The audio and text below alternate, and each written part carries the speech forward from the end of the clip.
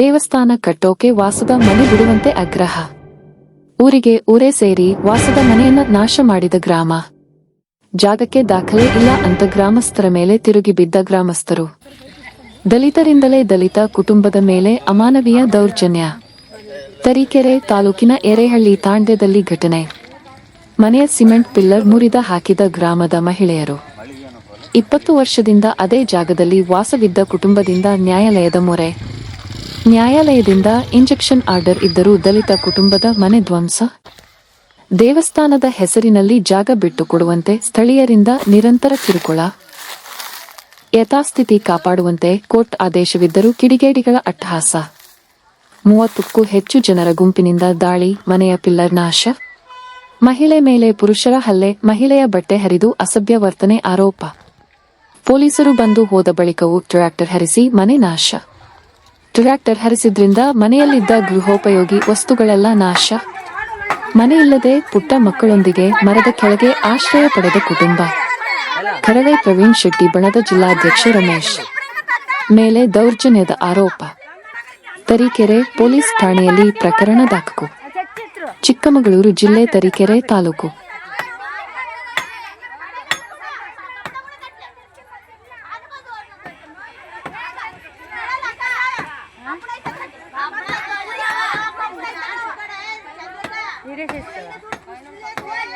చేస్తాం పడితే పడతా పో ఈ సమయం కేసు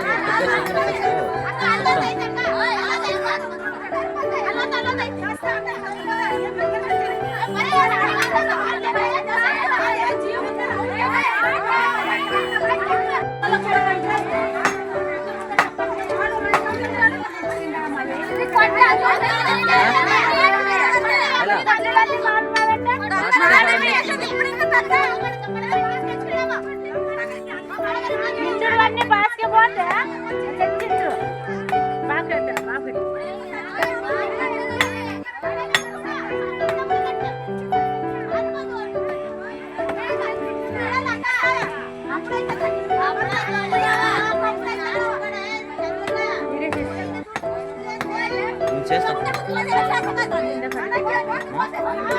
పడితే పడతా పో ఈ సమయం కేసు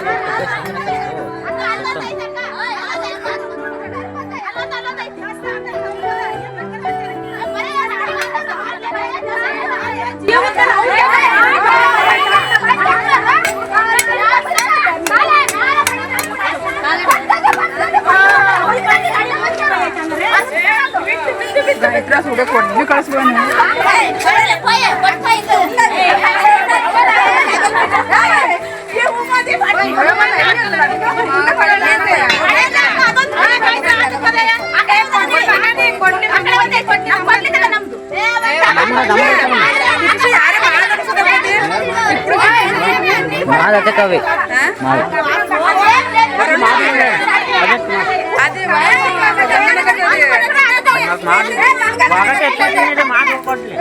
ఇది ఇది ఇది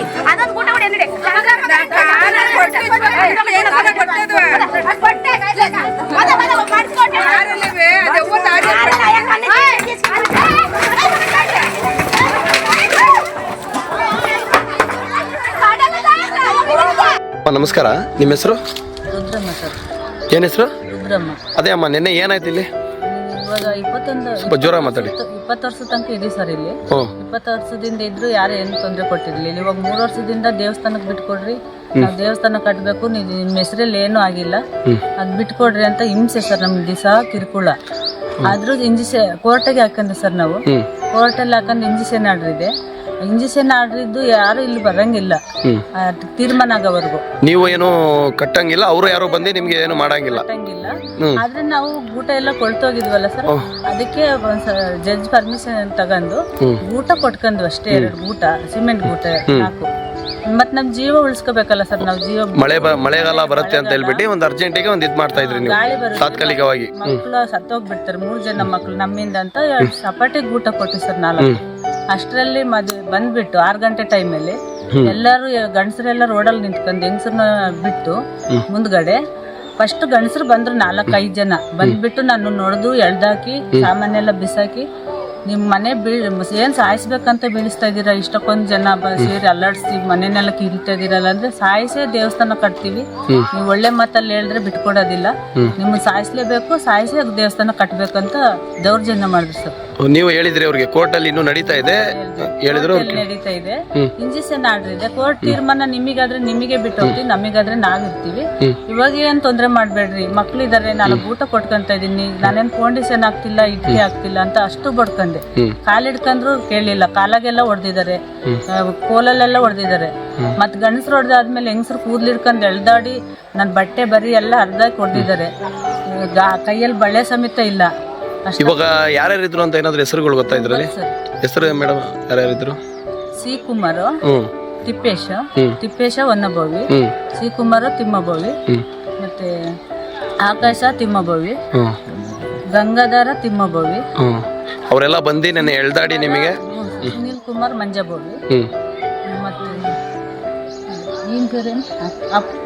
ಮತ್ತೆ ಇತರರು ಇದ್ರು, ಸ್ವಲ್ಪ ಜನ ಇದ್ರು. ಹೇಳ್ತೀನಿ ಅವ್ರ ಹೆಸರು ಇದೆ, ಒಂದ್ ಸ್ವಲ್ಪ ನಾರಾಯಣ ಭೋವಿ, ತಿಮ್ಮಭೋವಿ, ವೇಗೇಶ ಕುಮಾರ ಭೋವಿ,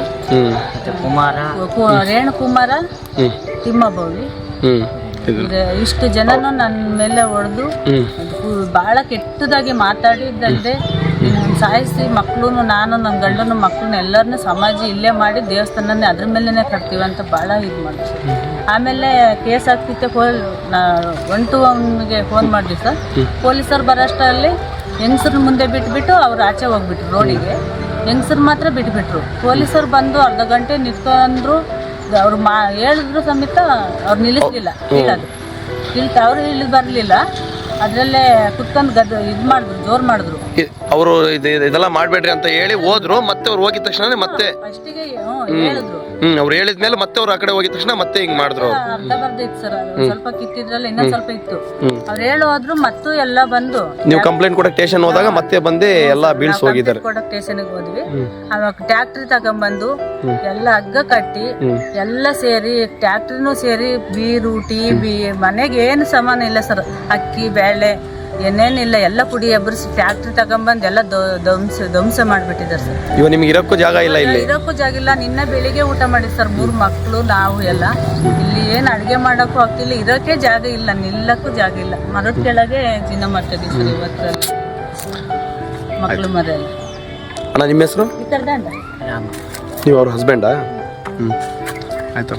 ಇಷ್ಟು ಅನ್ಯಾಯ ಮಾಡ್ತಾ ಇದ್ದಾರೆ ಸರ್, ನಮ್ಗೆ ಭಾಳ ದಿನಲ್ಲಿ ಇದೆ ತೊಂದರೆ ಸರ್, ಸೀಟು ಹಂಚು ಎಲ್ಲ ಹೊಡೆದಾಕಿದ್ದಾರೆ, ಟಿವಿ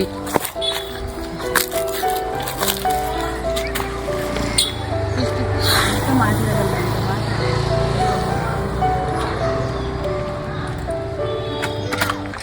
ಹಾಂ.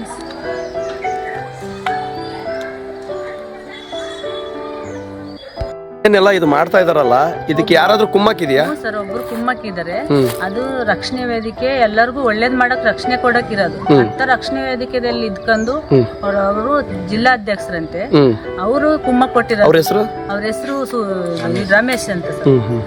ಇದನ್ನೆಲ್ಲ ಕಿತ್ ಬಿಡ್ರಿ, ಅದೆಲ್ಲ ಇದ್ ಮಾಡಿ ಅವ್ರ ನಿಲ್ಲಕ್ ಜಾಗ ಇಲ್ದಂಗ್ ಮಾಡ್ಬಿಟ್ರೆ ಉಳ್ದಿದ್ದೆಲ್ಲ ನಾನ್ ನೋಡ್ಕೊಂತೀನಿ, ನಿಮಗೆಲ್ಲದನ್ನು ಮಾಡ್ಕೊಡ್ತೀನಿ, ಅವ್ರನ್ನ ಖಾಲಿ ಮಾಡಿಸ್ತೀನಿ ಅಂತ ಭರವಸೆ ಕೊಟ್ಟು ಅವ್ರನ್ನ ಕುಮ್ಮಕ್ ಕೊಟ್ಟು ಕಳ್ಸಿದ್ರು ಸರ್. ಕುಮ್ಮಕ್ಕಿಂದ ಇದೆಲ್ಲ ಇದೆಲ್ಲ ಆಗಿದೆ ಸರ್, ಇಷ್ಟು ವರ್ಷ ಆಗದಿದ್ದು ಅವ್ರ ಕುಮ್ಮಕ್ಕಿಂದ ಈ ವರ್ಷ ಮಾಡ್ಸಿದಾರೆ ಸರ್, ಇವತ್ತು ನಿನ್ನೆ ಮಾಡ್ಸಿದಾರೆ ಇದನ್ನೆಲ್ಲ. ಬಟ್ಟೆ ಬರಿ, ರಗ್ಗು, ಸಾಪೆ, ಹುಡುಗರು ಬುಕ್ಕು, ಪೆನ್ನು, ಎಕ್ಸಾಮ್ ಇತ್ತು ನನ್ನ ಮಗಳು ನಾಳೆ, ಇವತ್ತು ಆರ್ಮಿ ಎಕ್ಸಾಮ್ ಬರೆಯಕ್ ಹೋಗಿದ್ದಾಳೆ ಶಿವಮೊಗ್ಗಕ್ಕೆ, ಆದ್ರೂ ಮನೆ ಕಿತ್ತಾಕಿ ಎಲ್ಲಾ ತೊಂದರೆ ಕೊಟ್ಟು ಎಲ್ಲ ಹಾಳಾಗೋದ್ರು, ಊಟ ಮಾಡ್ದಂಗೆ ಹೋಗಿದ್ದಾಳ ಎಕ್ಸಾಮ್ ಬರೆಯಕ್ಕೆ. ನಮಗೆ ನಿಲ್ಲಕ್ಕೂ ಜಾಗ ಇಲ್ಲ ಸರ್, ಅಷ್ಟು ಹಿಂಸೆ ಕೊಡ್ತಿದ್ದಾರೆ. ಬುಕ್ಕು ಗಿಕ್ಕು ಯಾವ್ಯಾವಿಲ್ಲ, ಒಂದೊಂದು ಬುಕ್ಕು ಆರ್ಮಿ ಓದ್ಕೊಂಡು 1400, 1800 ರೂಪಾಯಿಗೆ ಒಂದೊಂದು ಬುಕ್ಕು, ಎಲ್ಲದನ್ನು ಹಾಳು ಮಾಡಿದ್ದಾರೆ, ಏನೂ ಇಲ್ಲ. ಅವ್ರಿಗೆ ಹಾಕೊಂಡಾಗ ಬಟ್ಟೆನೂ ಸಮೇತ ಇಲ್ಲ ಸರ್, ಎಲ್ಲ ಟ್ಯಾಕ್ಟ್ರಿಗೆ ಇದು ಮಾಡಿ ಬೀರು, ಟಿವಿ ಏನೇನು ಬಿಟ್ಟಿಲ್ಲ ಸರ್, ಅವರೆಲ್ಲ ದೌರ್ಜನ್ಯ ಮಾಡಿದ್ಬಿಟ್ಟಿದ್ದಾರೆ ಅವರು ಕುಮ್ಮಕ್ಕಿಂದ. ನಿಮಗೆ ನ್ಯಾಯ ಬೇಕು ಸರ್, ನಮಗೆ ಮಕ್ಳಿದಾವೆ, ಹೆಣ್ಮಕ್ಳಿದೀವಿ 3 ಜನ, ನಮಗೆ ನ್ಯಾಯ ಬೇಕು. ಮತ್ತೆ ಬೀಳ್ಸಿರೋ ಮನೆ ವ್ಯವಸ್ಥೆ ಯಥಾಸ್ತಿ ಹೆಂಗಿದ್ರೆ ಹಂಗೆ ಮಾಡಿಕೊಟ್ರೆ ನಿಮ್ ರಕ್ಷಣೆ ವೇದಿಕೆ ಅಂತ ನಮಗೊಂದು ಸಹಾಯ ಮಾಡ್ದಂಗೆ ಇದೆ ಸರ್.